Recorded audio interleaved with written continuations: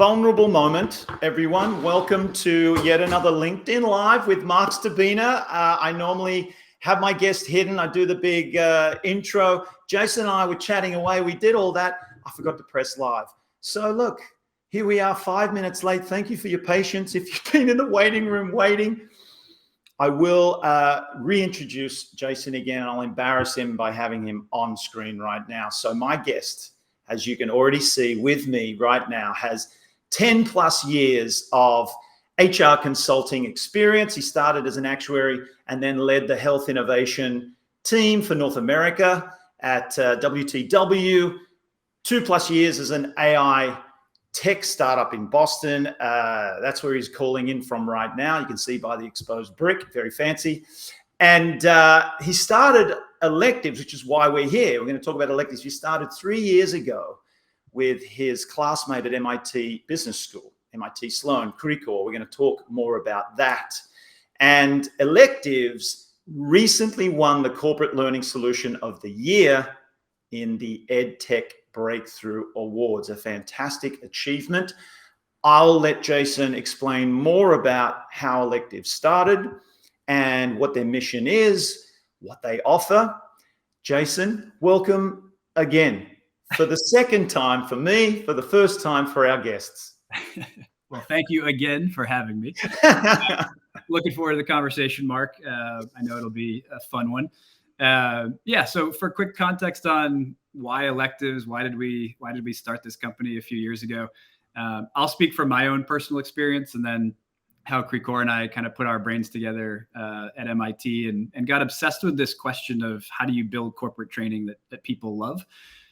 So on my side, personally, I had this really painful corporate training experience a few years ago where we watched a lot of videos. We took a lot of quizzes where it felt like the multiple choice answers were pretty obvious. And there just wasn't a lot of learning. There wasn't a lot of human connection with your peers. And so it felt like a very flat kind of check the box type of experience. And while we were in school, we were getting exposed to just really interesting, not only professors, but guest lecturers from all different backgrounds and perspectives. And one stood out to us one day. He happened to be a mountaineer. He had led 7, I believe, expeditions up Everest, which at the time I had no idea how grueling and challenging that actually was until seeing the photos and the videos. But he was teaching decision-making in teams, and the frameworks were not only powerful, but the storytelling was captivating. And it was just a reminder for both Krikor and me of how great a learning experience can be when done really well and when it's done in a human and authentic way versus, some of the trainings that I was experiencing that just felt like, don't make me do it and I'll do it because I have to do it. And so that set us on this journey of probably months and months of just interviewing HR leaders and chief people officers and heads of learning and development and trying to understand the corporate training market. And I think the two things that just resonated for us thematically across all of those conversations in the early days was, number one, a lot of people would tell us that they had libraries and libraries of videos, on-demand content. And they would always finish those sentences with, but none of our employees really watch it. And so there was this desire for more live, interactive, virtual learning. So that was bucket one. And then bucket two that really stood out to us was we started asking people, how do you find a good corporate trainer? Is there an Expedia or kayak.com version that you can go to? And it turns out there wasn't. And more interestingly, everyone would describe their journey to find a corporate training class basically going on LinkedIn and searching like corporate trainer sales or corporate trainer implicit bias or corporate trainer fill in the blank.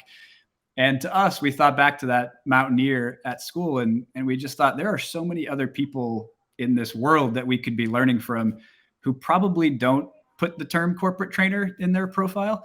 And that became this really kind of interesting spark for us. So fast forward today, we have about 200 instructors on the platform. They range from former professional rugby players to FBI agents to Broadway performers to astronauts to high school principals and everything in between. So we are big believers in building, training people love, but also change who we get to learn from on any given day basis. Jason, brilliant. And you gave me away. You blew my cover. Full disclosure. This is how I know Jason Lavender, people. We met toward the beginning of this journey of electives when you were wearing 10 different hats. I joked with Jason beforehand that, wow, this is the only way I get to see you now, because in the beginning, it was always Jason. It was Jason. He was client facing. He was always the one recruiting and having these discussions with potential teachers. And now you've just blown up so much, which is totally understandable. And now I have to deal with Jason's cronies, and they are great cronies as well. So this is a privilege for me right now. But we were introduced by a mutual friend, connected by Miriam Glares at Athlete Soul. She's doing fantastic work over in the athlete transition space. She knew the two of us. She knew what we were up to, what Jason was looking for, what I also was looking to do with my career, put us together, thought we'd be a good match. And we absolutely were a great fit. I love these discussions with Jason. I pick his brain all the time. And I'm so fortunate and honored to have been invited to be one of their early adopters, I guess, as a teacher. And I'm not going to plug that right now.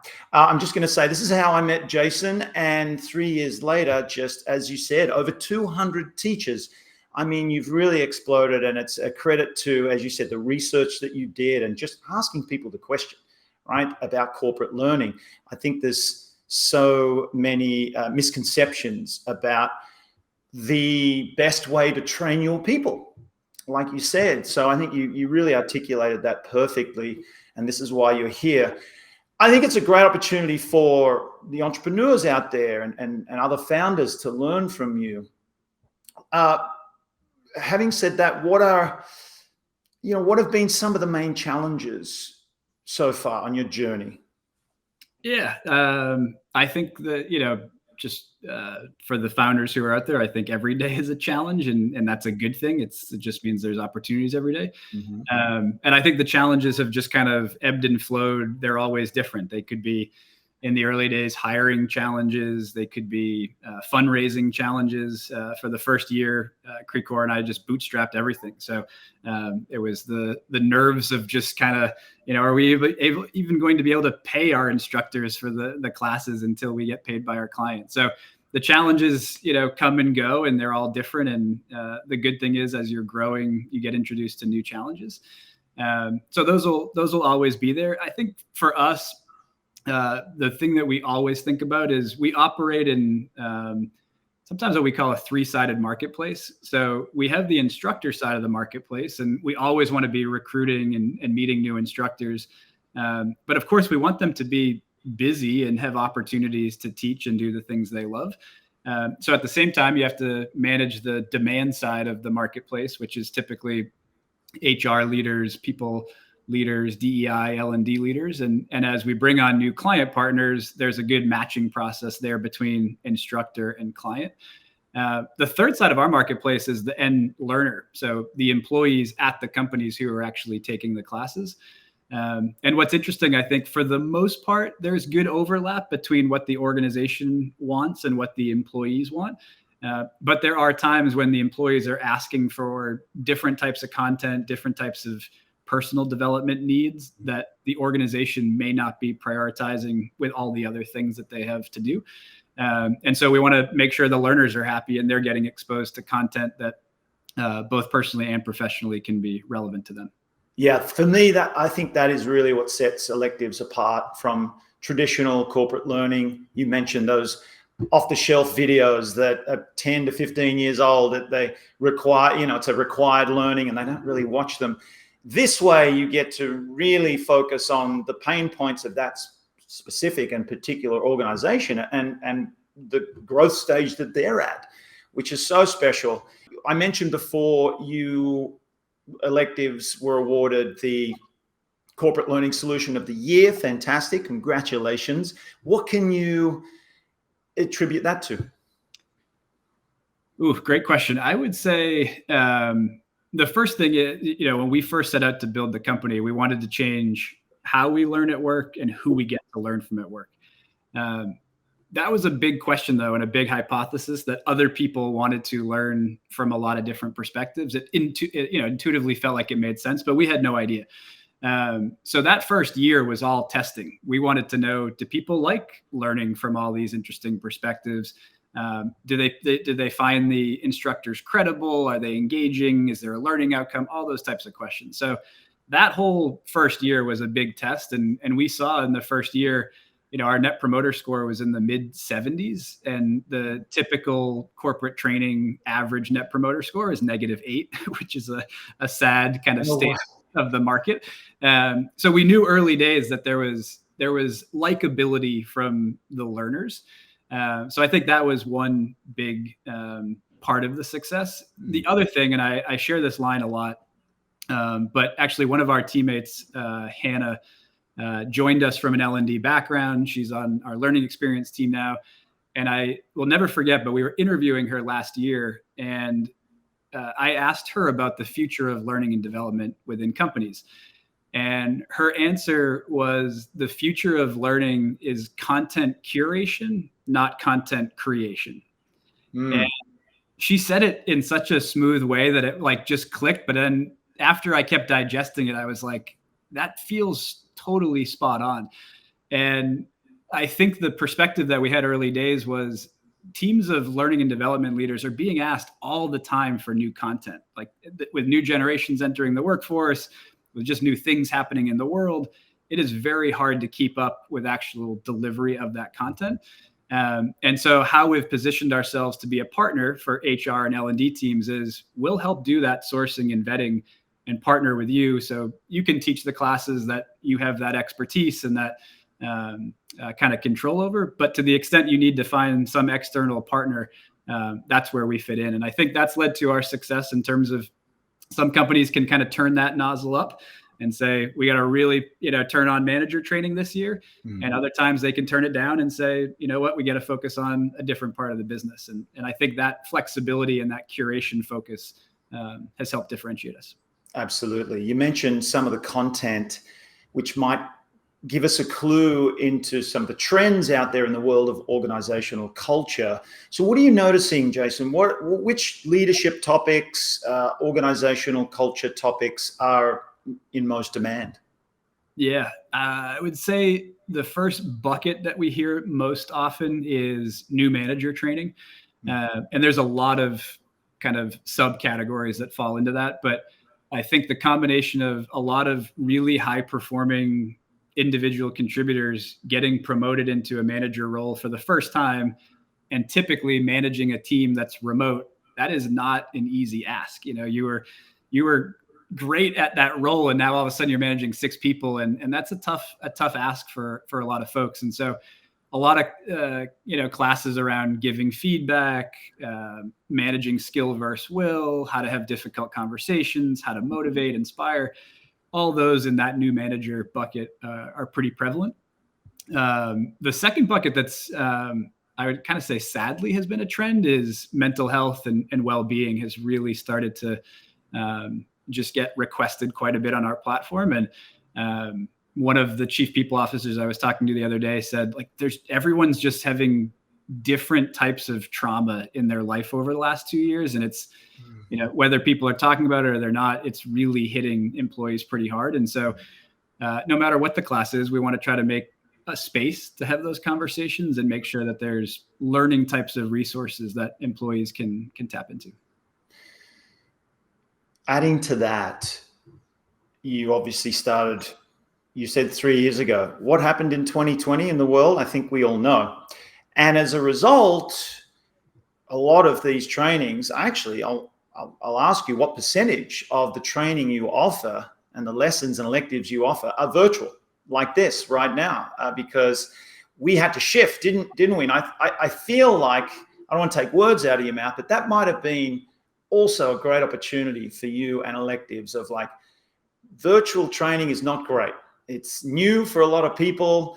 How do we make impact with our teaching and our learning on screen when it's not in person anymore, when most companies went remote? So some companies, obviously, they're coming back now out of the pandemic doing live trainings, I know for a fact that you offer that, but how much of it still is online? Yeah, I'd still say about 99% of all of our classes are online, but all delivered live. So we are truly optimizing for live, interactive, virtual experiences. It is funny. All of our client partners will say, like, can we record the class just in case, a couple people want to watch it? And then we both kind of admit, it's much better in the live setting. So we'll typically just run the class again for folks who can't make it rather than watch the recording. But I think the big learning for us was we knew intuitively that live interactive learning was more engaging than, being by yourself watching videos. But I think the reasons why surprised us, they're probably obvious in hindsight. But I think for us, we initially thought, it'd be great to be able to ask the instructor questions. Like that was part of the big hypothesis. You can't ask an async video instructor any questions. So that feels like a big plus. And it absolutely is. But I think the bigger part is just the community that you're in class with other people. You're in breakout rooms, you're laughing, and there's like a feedback loop in the experience. And for a lot of our content, people are struggling, in their role as manager, or people are struggling, in some other capacity. And for them to see their peers nodding along and also being vulnerable, saying, I'm struggling too, that is a big part of learning. Like you don't feel like it's just you. And so there's been so many kind of pluses to optimizing for live, and we'll probably die on that live learning hill. I might be putting you on the spot, Jason. Apologies. What can you say about, I'm just going to say, video on versus video off? Go. Great question.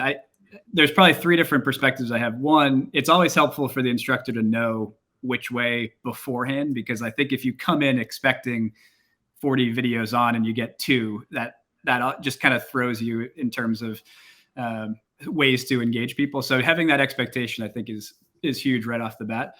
The second thing I would say is my strong preference, even I'm not an instructor on our platform, but I've, even when I'm talking with our team, like it matters from a human perspective to be able to see faces. So I have a personal preference for video on. That being said, there are certain classes where we've had, really good learner feedback of, could be a super heavy topic and they just want to kind of sit back and not have the pressure to be on camera. And that totally makes sense. We actually have a class where they intentionally turn all the cameras off and they name everyone the same name. And so even when you're dropping in chat, you're fully engaged. And the instructor does such an amazing job of, it's one of the most engaging classes, but you're completely anonymous, even though you're in a live setting. And it's just based on, the topic that she's talking about. She wants to, keep people in a safe, private space. So they always depend, but I prefer live just because I like to see faces, but there's always some circumstances that would lean more towards video off. Wonderful answer, Jason. Well done. Got out of that one nicely. And you offered some really good insight, because I'm with you. My personal preference, and I believe that we can achieve most impact on, and we're having meetings all the time, right? In corporations, a lot of meetings, a lot of Zoom. There's Zoom fatigue. It's real. So sometimes it might be nice for someone just to turn their screen off and listen and feel more comfortable that way. That's the tricky balance to strike, because I honestly believe that with our cameras off, as you said, as you pointed out, it depends on the message we're trying to deliver. And more often than not, the message I like to deliver has everybody tapping into the collective, like facial expressions. We're talking emotional intelligence. So the laughter, the connection that you can create, seeing everybody's face, I feel just heightens the experience. And as you pointed out, it's great that you added that, because, well, it depends on the experience we're creating. But I always try, and you're right, meeting with the clients first off, gently encourage videos on, but also having the empathy and understanding that might not be the best solution, and also accommodating in that way. But it is, I've always found it a tricky one, and thank you for your insight into that. And hopefully those that are watching and listening take that on board as well, and how you can even conduct your own meetings to make the most impact. There's certain tools you can learn on Zoom. One that I learned, which was fantastic to avoid Zoom fatigue, is you can actually, if you even use Zoom, I know people use Teams and they use Google Meet, but there is a function on Zoom where you can hide self-view. Because I think a lot of the time, Jason, that this Zoom fatigue comes from people having conversations but they quite often find themselves looking at their own image and then maybe feeling a little self-conscious. That's why I think a lot of people like to have it off, so they don't have to worry about the judgment of what people are seeing. And I always encourage people to not worry about what people think and practice not worrying about how you look or how the background looks or what people might think of you. But I also understand. But hiding self-view, all of a sudden, if I did that right now with you, I would only see you. And then I'm only focusing on you so you can be more present with the other person. And the way I explain it to people is, if you're in a coffee shop having a discussion with someone, unless there's a mirror behind them, you're not looking at yourself constantly and then looking at them and looking at yourself. So that's what hide self-view does for me. It's a little hack out there for you people. I highly recommend it. Any other tips or hacks that you might suggest just with people having meetings and how to make them more impactful? Yeah, it's a great question. I feel like, so we kind of stumbled into this early days, but some of our early instructors just were playing music at the beginning of their session. And that energy was so impactful. And now it's become a tradition for almost every electives class starts with some kind of music. And I get it. I think it makes sense. Like, there's that awkward moment of everybody joining and, no one's saying the first few words. But if you come in and there's music playing, it just kind of pulls people in and welcomes them in a unique way. The two other things I've seen work really well. The first type of question that gets asked is really important. So I think we all default, you and I may have just done this 30 minutes ago, of talking about the weather. And you have that same conversation like 40 times in a week, and it slowly kind of sucks the energy out. But one of our instructors will do fun questions like, who was your favorite teacher growing up as a kid? Or tell me about a time you and your best friend got into some trouble as a kid. And just by thinking of your favorite teacher or one of those best friend moments, you start to smile. You're just a bit more present by having those memories. The only other thing I've seen recently is getting people into breakout rooms within the first 5 minutes. So people tend to come off camera when they're in groups of 2 or 3, and then they actually just forget and they come back into the main room and they're all on camera. And so that combination of music, a thoughtful question, and a very early breakout room, within 10 minutes, people are pretty highly engaged. Wait, I'm writing this down. Hang on. This is great stuff. I will say, those kind of tips, another feature of electives as a company and why I'm not surprised by your success is the constant work that your team are doing behind the scenes to elevate any of the teachers, always providing these kind of tips that you just gave then. What are some of the things we're noticing that's working with other sessions that you can maybe bring on? So you're offering constantly teacher training, I guess, if you can look at it that way, right? Let's discuss, let's share some of the learning hacks, some of the tools. If we use Zoom all the time, what are some of those functions that you might not have thought of that can really elevate your experience? So again, another hats off to electives and your team. By the way, how many in your team now? A little over 30. Yeah. Wonderful. And over 200 teachers. Speaking of which, Jason, we'll start to wrap it up. We've had long conversations before, but I know people are trying to get back to work, perhaps, as you are as well. So I just want to say, for those of you who are thinking this LinkedIn Live might be, a shameless attempt at promoting electives, and specifically my workshops that I teach on electives, you're absolutely right. So electives, go to electives.io, check out their library, and of course, look for my name. You can see it on the screen, electives.io. Jason, anything that you can say, any words you can offer to a company perhaps looking for some impactful corporate training, some learning, or indeed someone that might be looking to be a teacher on the electives platform? Yeah. So maybe I'll start on the company side and then pivot to the instructor side. So I was telling you right before we started that I think I've had about 40 different kind of market research conversations over the last 2 weeks with different HR leaders, people leaders, and just trying to understand where is learning and training and development moving today. And there's been a bunch of interesting insights. I think number one, for HR and people teams, they don't have a lot of resources, both from a headcount perspective and from a budget perspective. And it feels like they're just being asked to do 100,000 more things with less and less resources. And so one thing that we've been trying to help our client partners is truly develop the learning strategy, because the easy thing to do, and I think we're all humans and we get caught up in this, is like, I heard something, so let me react to it and let's do one class and hope that solves that particular pain point. And of course, we know it won't. There needs to be multiple classes and managers need to be involved and everybody else.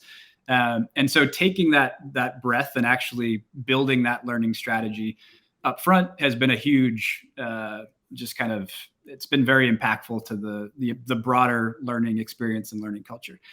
The second thing I've heard from chief people officers lately was this fantastic line that 3 different people said it. And I don't know if this is like a line that everybody's saying now, but it was new to me. But in this world where it feels like every business is focused on revenue, they all said, you cannot grow the business if you're not growing your people. And that really stood out to me as like, we have to invest in our people. It's bigger than just a retention thing. It is truly, you can't grow as a company if your individuals who are powering all of that are not growing. So that's the advice on the employer side, is take the time to build the strategy. Always happy to kind of just ideate and brainstorm with you, and really invest in people before it gets too late.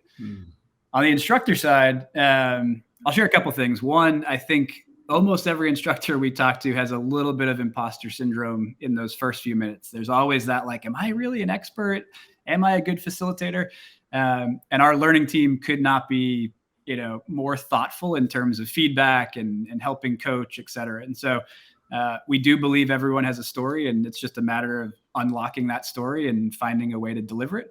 Number 2, I think, is just adapting with the times. Like, so going back to the content curation side of things, the class, Mark, that you initially crafted 2 years ago may need some tweaks and some edits, and the content may evolve, and the class title may need to evolve, et cetera. So there's always just kind of a conversation that we have in terms of, let's all keep pace with the current trends and let's meet people where they are, so that we can create learning experiences that people love. Fantastic, Jason. So best way to get hold of you, should people want to get hold of you or your people? Yeah. So LinkedIn, I'm on LinkedIn all the time. And my email is jason@electives.io. Perfect. I'm going to put that up. Jason, thank you. As always, I always feel smarter after speaking to you. And I mean that, my friend. Congratulations on everything you do. You really are changing the world of corporate culture and organizational culture and teaching and learning. And it is, once again, an honor to be part of your electives journey, and look forward to many, many more years. Thank you so much for your time. Thank you, Mark, for having me. And thanks for kind of being an early adopter in the early days when it was just 2 of us and we were trying to find new people who could help teach employees. So I appreciate you.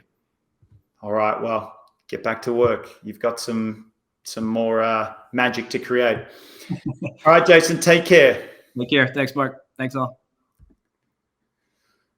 Well, hope you enjoyed that, folks. Thanks for joining me. I see we had Zach pop in with a little LOL, Monica as well, another teacher for electives, by the way. Spoiler alert. Remember that name, Monica D. Livingston. I'll explain why later. And Lindsay, thank you for checking in as well and your comments. Expect more of these, folks. Still learning the platform. As I mentioned at the start, Jason and I were talking for a good 5 minutes and I forgot to press live.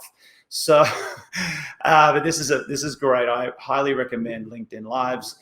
And thank you again. Have a great rest of your Thursday/Friday if you're in Australia. And we'll see you for the next LinkedIn Live.